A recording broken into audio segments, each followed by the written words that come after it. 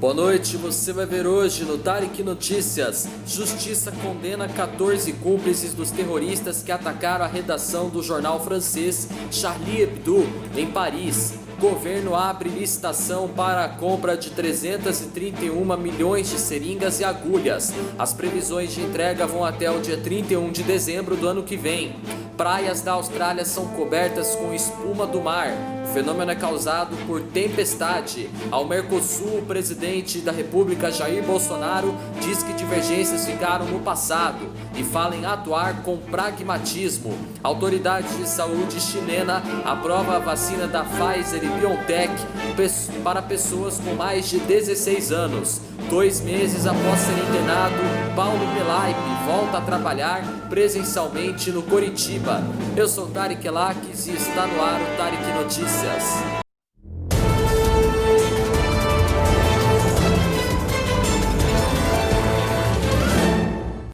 Depois de 3 meses de julgamento, a Justiça da França condenou hoje 14 pessoas acusadas de cumplicidade nos ataques à redação da revista satírica Charlie Hebdo e a um mercado em Paris em janeiro de 2015. Um deles foi condenado à prisão perpétua. Os ataques deixaram 12 pessoas mortas e 11 feridas. Os 3 terroristas que cometeram os assassinatos foram mortos pela polícia durante a ação. A justiça concluiu que os 3 terroristas tiveram auxílio de outras 14 pessoas. Todas foram condenadas a penas que variam de 4 anos à prisão perpétua.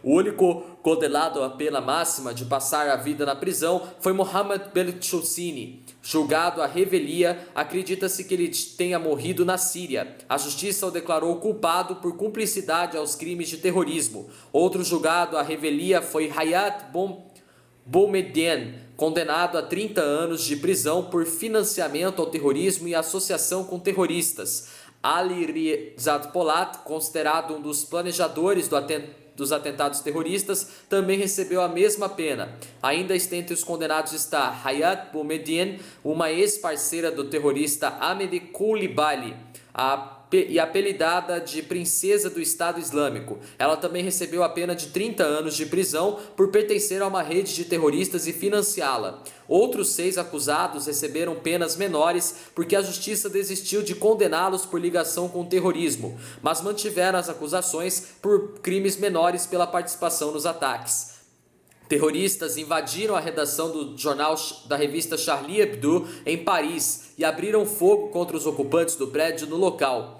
11 pessoas foram assassinadas, 5 cartunistas, uma psicanalista, um economista, um policial, um corretor, um agente de limpeza e um homem que visitava o edifício. A perseguição aos assassinos continuou nas ruas e eles ainda mataram um policial. No total, o ataque terrorista deixou 12 mortos e 11 feridos. Os 3 assassinos são Ahmed Koulibaly e os irmãos Said e Cherif Kouachi. Todos foram mortos pela polícia durante a ação.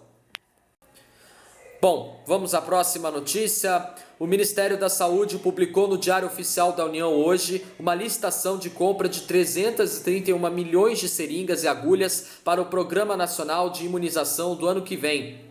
Os prazos máximos de entrega do material em várias remessas vão de 31 de janeiro até o dia 31 de dezembro de 2021. A tomada de preços com empresas interessadas brasileiras ou estrangeiras será no dia 29 de dezembro do ano que vem. Ao todo, a previsão é de chegada de 331.201.012 de agulhas e seringas ao longo do ano que vem.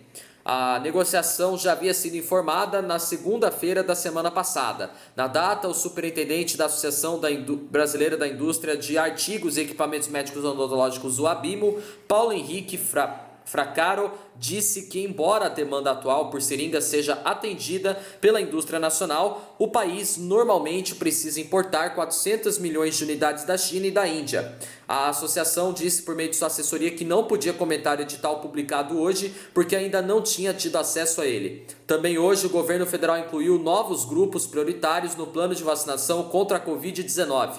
A meta do Ministério da Saúde é vacinar 49 milhões de pessoas dessas populações, com 104 milhões de doses da vacina da Universidade de Oxford, em parceria com a AstraZeneca. O número considera uma perda de 5% das doses e que cada pessoa precisa de 2 doses do imunizante. Considerando as outras vacinas candidatas, o governo prevê a disponibilização de cerca de 350 milhões de doses de vacinas contra a Covid-19 até o fim do ano que vem. O plano ainda não apresenta, entretanto, uma data específica para o início da vacinação. Bom, vamos à próxima notícia. Os moradores do litoral de Queensland, na costa nordeste da Austrália, se depararam nesta semana com um fenômeno curioso provocado pelas fortes tempestades que atingem o país. Ontem, as praias da Costa Dourada amanheceram cobertas com uma grossa camada de espuma do mar arrastada pelo mau tempo que cobre a região com chuvas e vento forte. Já são 5 dias seguidos de tempestades que forçaram a evacuação de algumas áreas de risco no litoral do país australiano. Com uma pequena trégua da chuva, os australianos resolveram aproveitar e mergulhar no meio da espuma, que não é tóxica, mas traz riscos. Especialistas em vida marinha do país alertaram para o aparecimento de serpentes do mar. A Austrália tem 32 espécies diferentes desse animal e todas elas são venenosas. Com a chegada do verão, a Austrália se prepara para ser atingida pelo fenômeno La Nina, tipicamente associado a maior intensidade de chuvas e ocorrência de ciclones tropicais. Isso é um grande contraste com o verão passado, quando o país passou por longos períodos de seca e sofreu com incêndios florestais de grandes proporções. O Escritório de Meteorologia da Austrália alertou que tempestades isoladas ainda podem gerar fortes precipitações, provocando enchentes.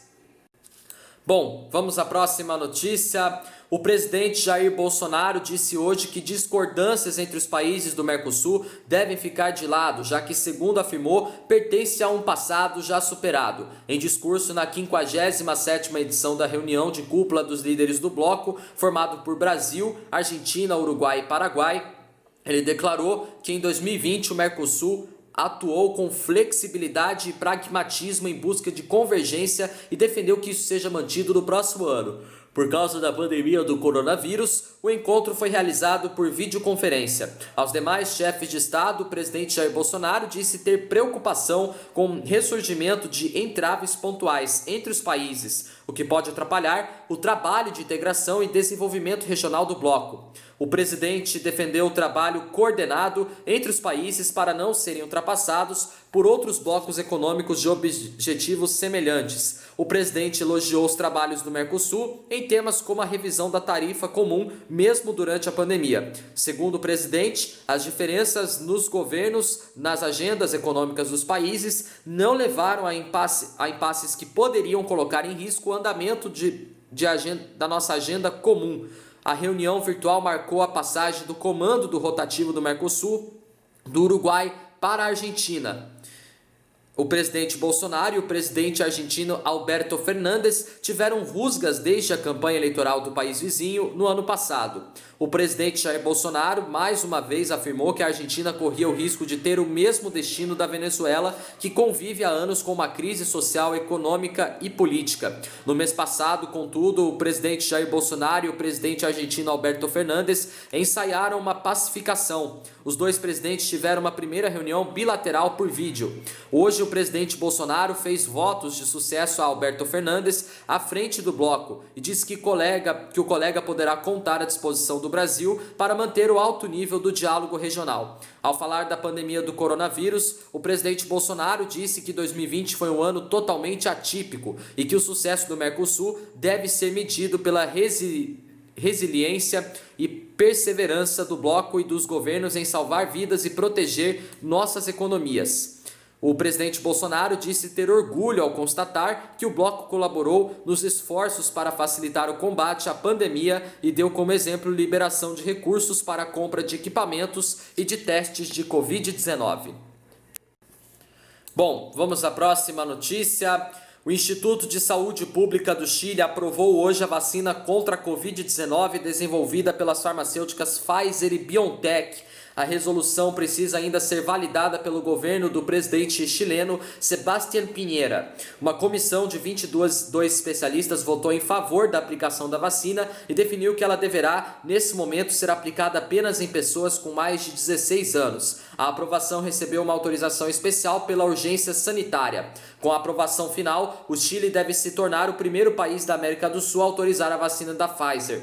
Reino Unido, Bahrein, Canadá, Arábia Saudita, Singapura, Costa Rica e Panamá já aprovaram essa imunização. Heriberto Garcia Escorza, diretor do Instituto, disse em entrevista coletiva que a aprovação começou a ser avaliada em 27 de março, quando a farmacêutica Pfizer deu entrada com um pedido para a liberação da vacina. Apesar de que para ser aplicada a vacina precise ser validada pelo governo federal, a autorização dos especialistas dá sinal verde para que o material comece a ser importado e distribuído nos centros de vacinação do país chileno. A expectativa é de que a aprovação final seja feita nos próximos 2 dias e que o início da aplicação das doses seja em 24 de dezembro, véspera de Natal. O Chile contratou, em um primeiro momento, cerca de 30 mil doses da vacina da Pfizer, material suficiente para imunizar 15 mil pessoas. O contrato prevê no total mais de 10 milhões de doses. O país, com uma população de quase 19 milhões de pessoas, também tem acordos fechados com a chinesa Sinovac e com a britânica AstraZeneca. Bom, vamos à próxima notícia. O diretor de futebol do Coritiba, Paulo Pelaípe, está de volta ao dia a dia do clube. Ele testou positivo para a Covid-19 no início de outubro e precisou ser internado. O profissional de 69 anos teve inclusive que ir para a UTI, mas melhorou e deixou o hospital no dia 24 de novembro. Nos últimos dias, Paulo Pelaípe vinha trabalhando de casa. Exatos 2 meses depois de ter sido internado, ele voltou ao CT da Graciosa hoje. O diretor conversou com um grupo de jogadores e com membros da comissão técnica, agora comandada por Pachequinho. O Coritiba vive dias turbulentos dentro e fora de campo. O time não vence há 6 jogos e ocupa a 18ª posição do Campeonato Brasileiro, 7 pontos atrás do primeiro time acima do Z4. O clube inclusive demitiu o técnico Rodrigo Santana, que saiu com 11% de aproveitamento. O Coxa ainda vive um turbulento período pré-eleitoral. Depois de a votação ser adiada e até suspensa, o Conselho definiu o pleito para o próximo dia 29. Em meio a tanta confusão, Paulo Pelaípe cogitou deixar o clube, mas voltou atrás a pedido dos jogadores. Bom, nosso jornal Tarek Notícias termina por aqui. Se você quiser rever nossos vídeos desde a nossa primeira edição do nosso jornal, tá no nosso canal, corre lá. Não esqueçam de deixar aquele joinha maroto, se inscrevam no meu canal e me acompanhem também no Instagram e no Facebook. Tenham todos uma boa noite, uma ótima quarta-feira para vocês e até amanhã em mais uma edição do Tarek Notícias. Valeu, tchau!